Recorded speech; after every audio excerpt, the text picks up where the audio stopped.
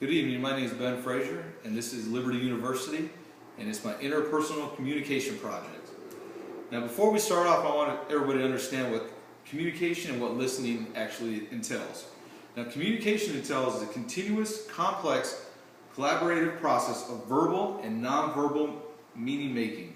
Basically what this is saying is you can communicate by words, actions, looks, just to name a couple of different ways. Now listening is defined as conscious, cognitive effort involving primarily the sense of hearing and leading to interpretation and understanding. When somebody actually listens, everyone's going to understand things differently. Now, my personal overreaching goals is enhancing my listening skills.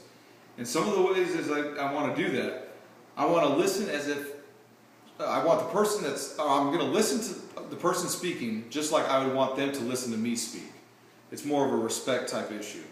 And I'm going to stop blaming people for things that I'm doing wrong. If I'm, for instance, having a conversation with my wife, I'm going to try to use the irrational approach instead of the blaming approach. And I'm going to allow the speaker to express themselves. It needs to be a safe environment where they're allowed to get their feelings out without me judging them. And then I'm going to reiterate what was said for understanding. I want to make sure that I understand what was said. And the last thing, I want to learn the right skills, basically how to handle a conversation altogether, how I need to learn to listen properly and effectively to have a productive conversation. Now I want to talk about enlarging the conversation, and what that means is James Peterson described it, enlarging conversation, as understanding in the sense of keeping the conversation growing with two important goals, which is ownership and openness. You got to own basically what you're speaking, and you want to be open. You can't expect people to understand what you're saying if you're not willing to open up and express yourself. Now, identified needs plus intentional resources also, in my opinion, equals enlarging the conversation. For example, my wife has a girls' night out on the weekends where she is able to decompress the weekday in a safe and comfortable environment. And in my family, a happy wife equals a happy family life. Now, my behavioral blend, according to a self-assessment that I took from Uniquely You by Mills Carbonell, is people perceive me as an SC or CS, and basically that's a submissive and competent person, where in reality, I'm actually a passive type, shy person. Unless I really get to know you, it's kind of hard for me to come out of my shell.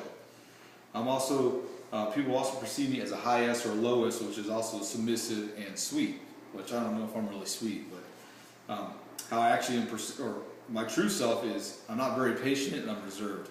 You can probably ask my kids, they would tell you that I lose my cool pretty easily, which is another thing that I'm working on. A second assessment was communication skills. And I was determined to be insightful, which means I interpret other people's words, which prevents misunderstandings. This could be true for some things. It just seems other things, such as conversations with my wife, are not necessarily the case. Now, my goal here is to enhance my listening skills, and a few other ways I plan on doing that is to be a good listener. Mindful listening, according to Stewart.